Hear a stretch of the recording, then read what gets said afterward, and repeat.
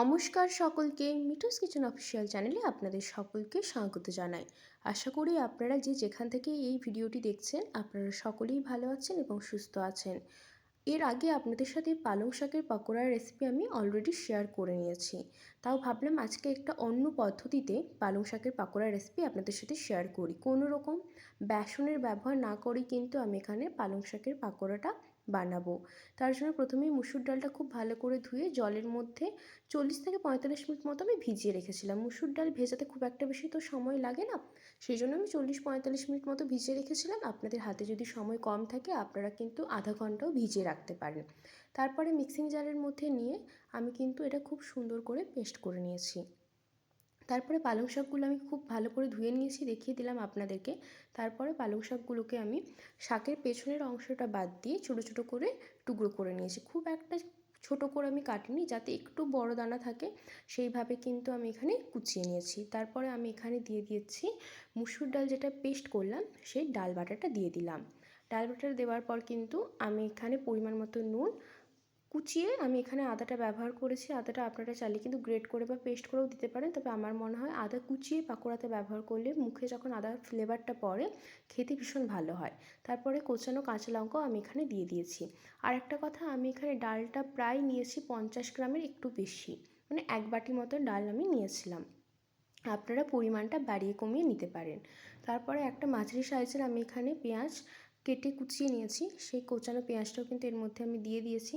তারপরে কিন্তু খুব ভালো করে এটা মাখিয়ে নেব। কোনো প্রকার কিন্তু আমি এখানে জলের ব্যবহার করিনি, কারণ এখানে যেহেতু ডাল বাটাটা রয়েছে আর ডালের সাথে যেহেতু জলটা দিয়ে আমি বেটেছিলাম, সেই জন্য কিন্তু এখানে আর জলের ব্যবহার করতে হয়নি। আমি যেই পরিমাণ মতো জিনিসগুলো নিয়েছি কনসিস্টেন্সি কিন্তু একেবারে ঠিকঠাক হয়েছে, কোনো প্রকার জলের ব্যবহার আমাকে এখানে করতে হয়নি। খুব সুন্দর করে কিন্তু আমি এখানে মাখিয়ে নিয়েছি। দেখুন, দেখলেই বুঝতে পারবেন এখানে কিন্তু আর কোনো কিছু আমি ব্যবহার করিনি, বাড়িতে থাকা উপকরণ দিয়ে কিন্তু আমি এই পাকোড়াটা বানিয়েছি। আর পালং শাকটা যখন আপনারা কোচাবেন তখন কিন্তু একটু বড় বড় করলে কি হয়, মানে বড় বড় করে কুচালে কি হয়, খেতে ভীষণ ভালো হয়। যখন এটা ভাজা হবে তখন কিন্তু খেতে খুব ভালো হয়। তারপরে কিন্তু কড়াইয়ের মধ্যে বেশ অনেকটা পরিমাণ আমি এখানে সাদা তেল গরম করে নিয়েছি। পাকোড়াগুলো আমি সাদা তেলে ভাজবো। তেলটা খুব ভালো করে গরম হয়ে আসলে কিন্তু এর মধ্যে মাখা যে মিশ্রণটা ডাল আর পালং শাকে, সেই মিশ্রণটা থেকে ছোটো ছোটো আকারে পাকোড়ার মতো আমি এখানে দিয়ে দিয়েছি। আপনারা ছোটো বড়ো যে কোনো আকারে আপনারা দিতে পারেন এখানে। সেই পাকোড়াগুলো এর মধ্যে এবার দিয়ে দিচ্ছি। গ্যাসের ফ্লেম কিন্তু লো টু মিডিয়ামেই থাকবে।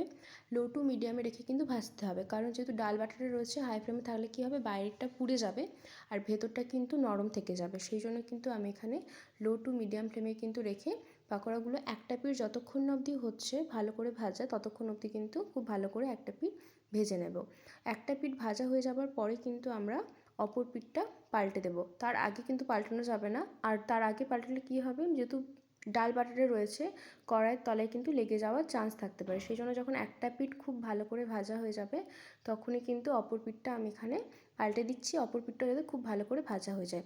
এটা কিন্তু খুব কড়া করে ভাজার কোনো প্রয়োজন নেই, ডাল বাটা রয়েছে এমনিতেই মুচমুচে হবে। আমি কিন্তু এখানে কোনো প্রকার খাবারের সোডা ব্যবহার করিনি বা চালের গুঁড়ো ব্যবহার করিনি, ডাল বাটা রয়েছে তো এমনিতেই ভীষণ মুচমুচে হয়েছিল খেতে। আর এইভাবে বানালে কিন্তু বেসনের প্রয়োজন পড়বে না, বেসন ছাড়াই কিন্তু ভীষণ ভালো খেতে হয়। আমার কিন্তু এটা উল্টো দিকটাও কিন্তু ভাজা হয়ে গিয়েছে। এই পর্যায়ে আমি তুলে নিচ্ছি। দেখে বুঝতে পারছেন খুব যে বেশি লালচে করে ভেজেছি এমন না, মোটামুটি একটা গোল্ডেন ব্রাউন কালার চলে আসলে কিন্তু এই পর্যায়ে আমি এখানে তুলে নেব। খুব বেশি কড়া করে ভাজলে কী হবে, ডাল তো এমনিতেই মুচমুচে, সেই জন্য কড়া করে যদি ভাজা হয় ভীষণ মুচমুচে হয়ে যাবে, সেটা কিন্তু আবার অতিরিক্ত মুচমুচেটা খেতে ভালো হয় না। সেই জন্য কিন্তু আমি এখানে মোটামুটি গোল্ডেন ব্রাউন হয়ে যাওয়া অবধি কিন্তু এখানে ভেজে নিয়েছিলাম। তারপরে আমি আবারও কিন্তু প্রথম ব্যাচটা আমার ভাজা হয়ে গিয়েছে, আবারও কিন্তু ছোটো ছোটো পাকোড়ার আকার এর মধ্যে দিয়ে দিচ্ছি। হাতের সাহায্যে কিন্তু একটু চেপটে দিতে হবে, তাতে কি হবে, বেশি মোটা করে যদি গোল গোল করে দেওয়া হয় তাহলে কী হবে, ভেতরটা কিন্তু কাঁচা রয়ে যাবে, খুব একটা ভালো করে ভাজা হবে না। আর চ্যাপটা চ্যাপটা করে যদি হাতের সাহায্যে দেওয়া হয় তাহলে কি হবে, এটা খুব ভালোভাবে ভেতরটাও সেদ্ধ হবে, মানে ভেতরে যে শাকটা রয়েছে সেটাও সেদ্ধ হবে আর খেতেও ভীষণ মুচমুচে হবে। সেই জন্য কিন্তু আমি একটু চ্যাপ্টা আকার করে বড়াগুলো দিয়েছি। আমি আপনাদেরকেও বলবো যে কোনো আকারে দিতে পারেন, তবে আমার মনে হয় একটু হাতের সাহায্যে চ্যাপ্টা করে দিলে বড়াগুলো ভেতর থেকে খুব ভালো করে ভাজা হবে, সেই জন্য কিন্তু আমি এখানে এই আকারটা দিয়েছি। তারপরে কিন্তু লো টু মিডিয়াম ফ্লেমে কিন্তু আমি ভেজে নেব।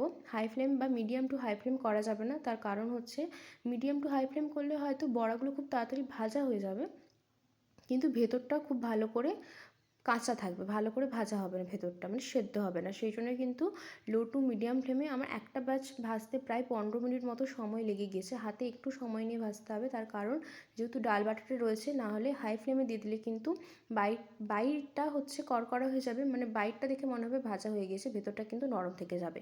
সেই জন্যই কিন্তু আমি এখানে লো টু মিডিয়াম ফ্লেমেই কিন্তু হাতে সময় নিয়ে ভেজে নিয়েছি। আমাদের কিন্তু একটা দিক ভাজা হয়ে গিয়েছে। যখন বুঝতে পারবেন যে একটা দিক খুব সুন্দর করে ভাজা হয়ে গেছে, তখন কিন্তু অপর দিকটা উল্টে দিতে হবে।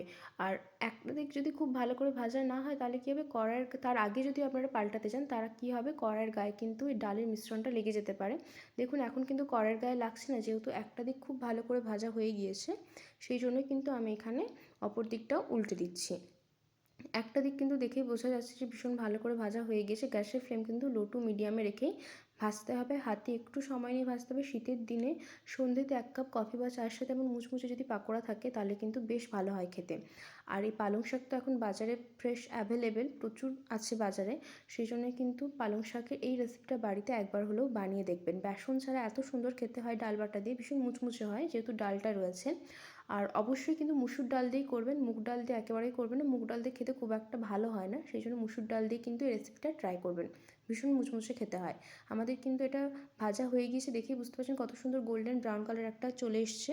ঠিক এই পর্যায়ে কিন্তু আমরা তুলে নেব, কারণ এর বেশি কিন্তু ভাজা যাবে না। এর বেশি ভাজলে কি হবে, এটা খুব মুচমুচে হয়ে যাবে, খুব কড়া হয়ে যাবে। সেই জন্য কিন্তু এর বেশি করে ভাজা যাবে না। ঠিক এই পর্যায়ে কিন্তু আমি এখানে তুলে নিচ্ছি। দেখুন আমাদের কিন্তু রেসিপিটা রেডি হয়ে গিয়েছে। রেসিপিটি আপনাদের কেমন লাগলো অবশ্যই কমেন্ট করে জানাবেন। যদি ভালো লেগে থাকে অবশ্যই করে চ্যানেলটিকে সাবস্ক্রাইব করবেন, লাইক শেয়ার কমেন্ট করতে ভুলবেন না। আর এরকম নিত্য নতুন রেসিপি পেতে আমার চ্যানেলের পাশে থাকবেন। দেখেই বুঝতে পারছেন এতটা মুচমুচে খেতে হয়েছিল যে কি বলবো। শীতের সন্ধ্যেতে কফি চায়ের সাথে ভীষণ ভালো লাগে খেতে। এমনিতেও আপনারা শুধুমুখী খাওয়া হয়ে যাবে, কোনো সসের প্রয়োজন পড়বে না, এটা শুধুমুখী খেতে ভীষণ ভালো হয়। শীতের দিনে কিন্তু মুড়ির সাথে বলুন বা চা কফির সাথে, দুটোতে অসাধারণ লাগে খেতে। একবার হলেও কিন্তু বাড়িতে রেসিপিটা ট্রাই করবেন, কারণ এখন তো বাজারে ফ্রেশ ফ্রেশ পালং শাক অ্যাভেলেবেল খুব পাওয়া যাচ্ছে। পালং শাক দিয়ে কিন্তু রেসিপিটা একেবারে জমে যাবে। রেসিপিটি আপনাদের কেমন লাগলো কমেন্ট করে কিন্তু অবশ্যই জানাবেন। আর এই শীতের মরশুমে একবার হলেও কিন্তু চা কফির সাথে এই রেসিপিটা বাড়িতে বানিয়ে দেখবেন।